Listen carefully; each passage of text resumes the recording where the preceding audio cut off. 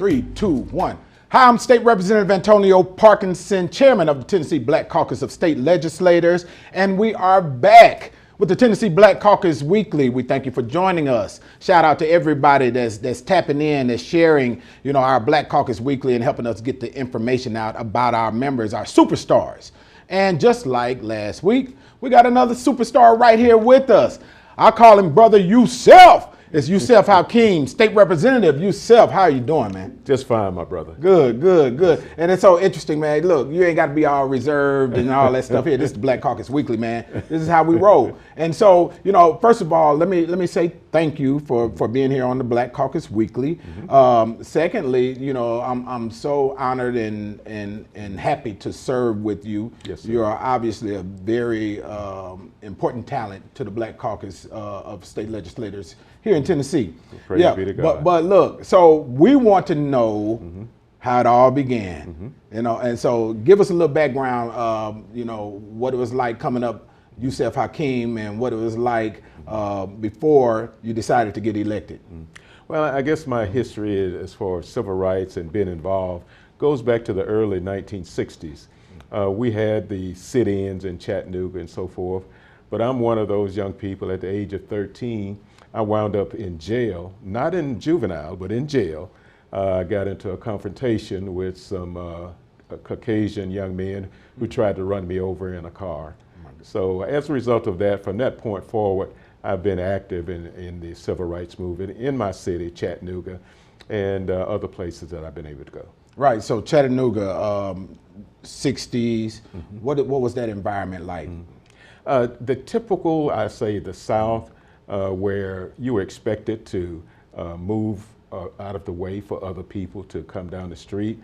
I didn't have a good history in doing that, just being myself. And it was an environment where you were not expected to assert that you were just as good as anybody else. Right. So I'm just, as you're saying this, I'm visual. So I'm rolling this back in my head. You said you didn't have that typical history of being told when you were told to move, of moving over. So I'm thinking, y'all, it was like this: you moved me, right? Right. And that was frowned upon back then. Yes, sir. Yes, sir. Yeah, but at the same time, the environment, the home environment I came up in, was to be respectful to everyone, but you don't take nothing off of anybody. Right. And so I think that's still my mindset today. I want to be respectful and treat people the way I want to be treated, but I don't have time for being disrespected unnecessarily. Yeah. So what the home environment? What was that like? What was the where did you come from? I came from a small community in Chattanooga called the Mountain View Courts, and one of the things that I remember vividly is my mother being involved in politics, and she was a ward leader, and her personality was such that I would go to the door to ask people to come out and go vote, and if they said they had other reasons, other things they had to do, she would get out of the car and go in and get them. In other words, it was very important. Right. This is something you needed to do. And so that was the kind of environment I came up in. That's interesting that you speak to that, because it speaks of the level of organization that was happening back then. And there was a common cause that was happening, amongst African Americans back then, and an urgency. Yes. Do you still see that urgency today? Not as much. I think we were actually living it, and a lot of our young people and others are hearing about it. And I don't want them to have to go through some of the things that we've gone through, but at the same time, I look at what I call the example of the Jewish community. They say never again. They teach their history, their heritage, and their culture to their children, and we need to do that also. We're hopeful that in the schools, our history is taught, but we can't wait for that. We have to go about that business. And what I found myself, knowing my history, my heritage, my culture, I had a self-confidence that there was unlimited what I could do of good with the help of God. That's awesome and amazing. I always say, part of our challenge too is undoing the esteem issue that a lot of our communities have. Yes, sir. And and those esteem issues and challenges, and you can factor in some mental health stuff with that also, and a lot of it comes from traumas of the past. you know, there is some work that we have to do as a community. And, you know, any thoughts on that, especially given the time that we're in right now with police shootings and you know, our own people killing each other too. What are your thoughts on that? I think the mindset of the world that we're in today, we need to be more about, again, treating people the way you want to be treated. And I think our politics is so divisive. And when it talk particularly about people of color, African Americans, we've allowed ourselves to be divided in such a way that it's hard for us to assist or help others to overcome their concerns when we have not been willing to put aside our differences to move forward. But I think we're understanding that we have to coalesce, we have to work together. If the changes we want to see accomplished, we're going to have to do it together. You know, that's I agree, number one, wholeheartedly, and that's been the challenge of challenges. You know, but I think that, and you please feel free to speak to this. I think that we also fall short because of a lack of a plan or a strategy. Yes. Yeah, collectively as Black people, and not just in, you know, at the local level, but even at state level and nationally. Your thoughts on that? Well, I know myself. I guess you could say I've often tried to, when I say talk to myself, see where I am and where I need to be. And organization and structure was something I didn't have in my life early on. Something that gave me that. I was a member of the Nation of Islam many years ago, and it gave me structure, it gave me order, it gave me a way of doing things, and I've been able to take that and move that forward into how I do business, how I do legislation, and things of that nature. So God has been good to me in affording me to be exposed to a lot of people, a lot of environments, and hopefully we can pass some of that on to our young people. You know, and I got to come back to that part. I just want to tell you know, I don't want my ADHD to kick in, but I got to come back to what we can do for young people. But I also want to touch on, you know, structure. The structure piece is so vitally important. You know, I thank God for the Marine Corps. I thank God for the Marine Corps. The Marine Corps imparted in me that structure that I needed. That honestly was the foundation outside of my mother, you know, teaching me to make sure you go to God. Yes. But the Marine Corps was the foundation and that springboard for any successes that have been created. You know, and I always tell people that our successes, our outcomes are determined specifically based on the habits that we have. Okay. Yeah, right. Yes, and sir. so those habits, if you got a habit of sleeping late and not getting up and going to work at the right time, you know, you're probably going to be broke. You're probably not going to have a job. But those habits determine our successes and failures. But we not only do we have personal habits, but we have family habits, we got neighborhood habits, we got cultural habits, national, and so on and so forth. And if you pay attention to the patterns and to the habits, such as when an individual is shot or killed by law enforcement, you know, in a lot of cases, you know, we repeat those same habits, but those same incidents happen again because we're not shifting what we normally do. Yeah. And I think what we're saying there is that we're going to have to look at how we interact with, I guess I'll just say, racism and the system.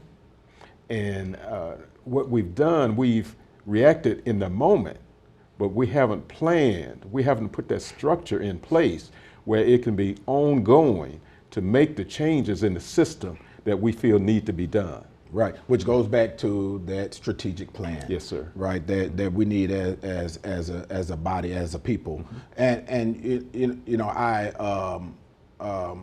also think where we missed the boat also.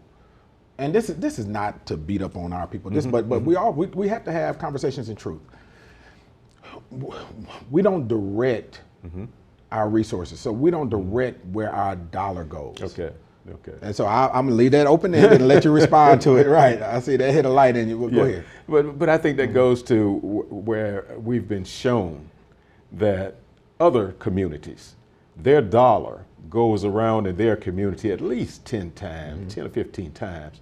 ours go in our community 1, maybe 2 times. Right. And I think we have to be mindful of that. And you know, if we have a corner business, please let us do business with them. They can't get beyond where they are. You know, their prices might be a little higher, but they providing a service in our community that others are not. And if they're going to grow, if they're going to be the kind of business we want them to be, we have to patronize them. So again, it's very important that our dollar goes around in our community more than 1 or 2 times.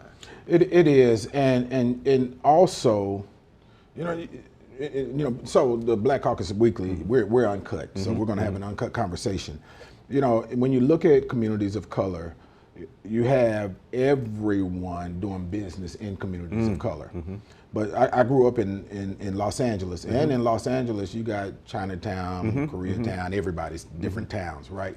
And if you go into some of these communities, you're not going to see a business that is owned and operated by a person of color surviving in these communities. But every ethnicity and background does business in the Black community, and you know, and it's supported. Help me with that. Well, I think what we've done, we have not had enough business people, entrepreneurs developed. And then once we have them developed, the financing has not been there from banks and other places. You know, I go back to Mr. Johnson, who started Ebony Magazine. He had to tell the people that he was going on vacation, but he could get some money from the bank. And he took that money and started his business.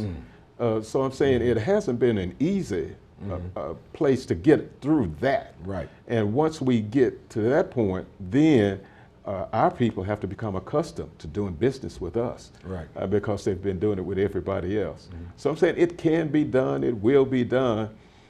We just have to continue to press on with it. You know, it's interesting because along those lines, you know, I always equate this to, you know, I'm visual, y'all, so I see this. There was a meeting, and you know, you have these. I would say these Caucasian males at the table, and during the time of when there was a fight for integration, and you know, you had the one that was not as sophisticated, you know, the loudest one at the table saying, we don't need to let them come to our neighborhoods, and we don't need to let them come to our communities.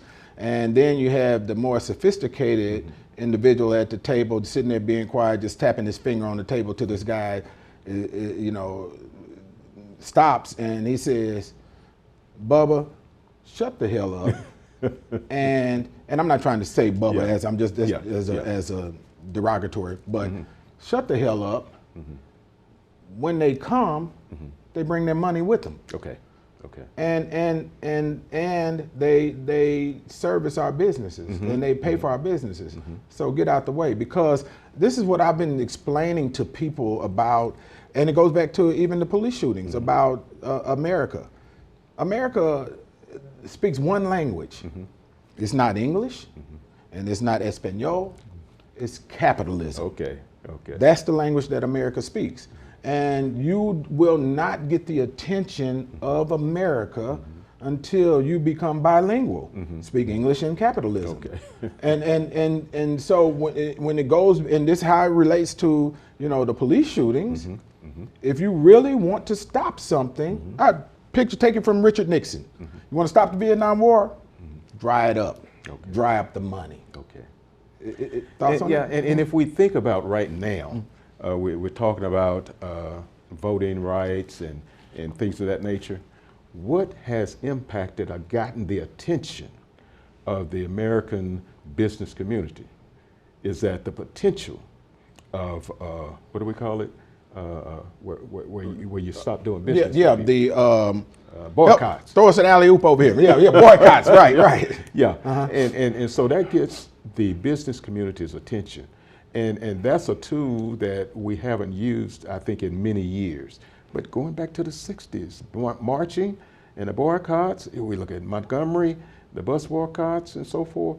So we need to, there's some things we need to continue to utilize when we know they're effective. And I think that's one of them. You know, there is, and I tell people all the time, there's been 4 or 5 times when America has shifted on its axis. Okay, so, and I'll go through this briefly in history. The first time was when there was the British were taxing, and they were taxing the rich people on goods such as sugar and tea and these things. And those rich individuals got the poor people to dump the tea and the sugar into the harbor, but the poor people weren't being taxed. Nor did they have access to the tea and sugar, but they were over there dumping it into the water for whatever reason, right? And America shifted on its axis at that moment because it was about money, and then the Revolutionary War happened because of that.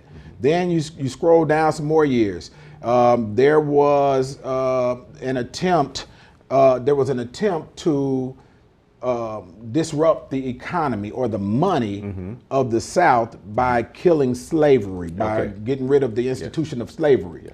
And so another war was fought because of that money. And America shifted on its axis again.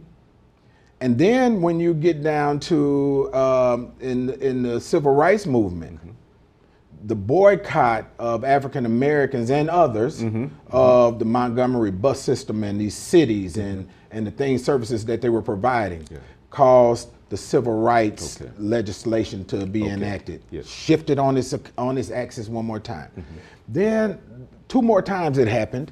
The World Banks were hit in New York City, and America's never been the same. When I say shifted on its axis, it changed drastically. Never was the same again after that. And then the last time, this pandemic, and it affected the money. If you want change in America, the changes have shown that it has always been when the language of capitalism is spoken. And I think what we can see, the pandemic has impacted America in other ways also. What I mean by that, it afforded families that normally would be working and just dealing with their lives to not really appreciate what was happening to people of color, particularly black folks, with police, with the economy, and anything else. But the pandemic afforded them an opportunity to see it, to visualize it, and a lot of them actually participated in marches and things of that nature. So there was some positive benefits that came out of the pandemic. But prayerfully, we won't lose any more lives.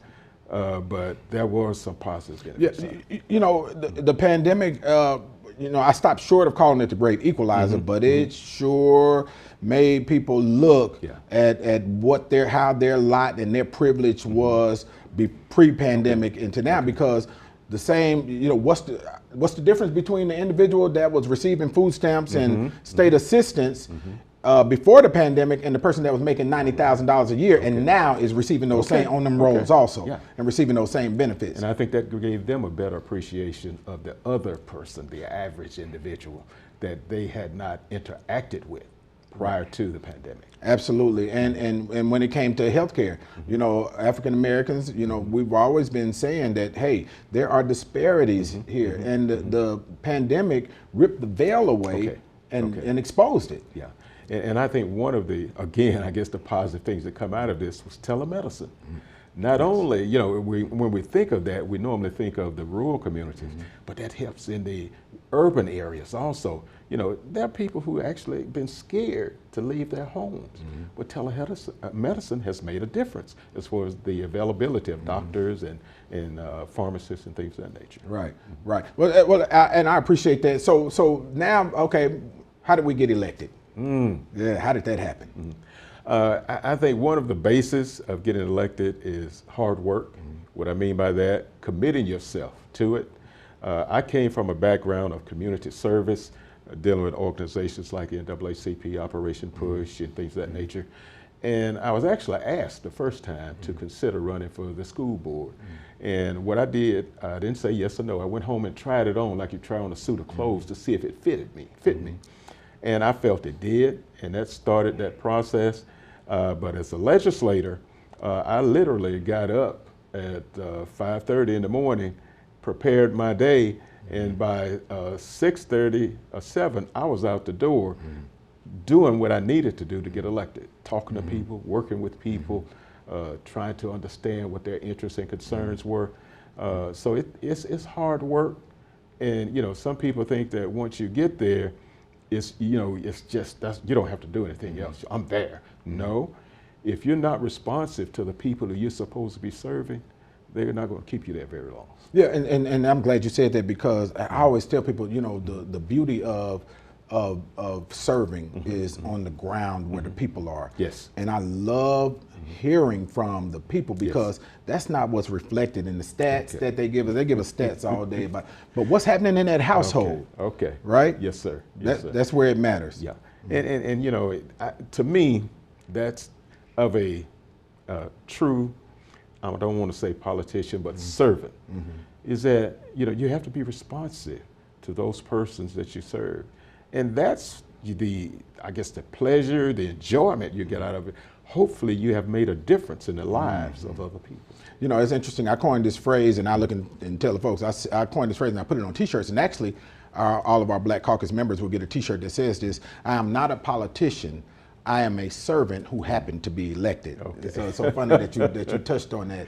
Yes, yeah. Sir. So now that you're elected, tell us about the agenda. Before you tell me about your agenda, we'll wrap up with that. But tell me about your experience since you've been elected. Well, since I've been a member of the legislature, of course, I have some history and background, different areas of being an elected official.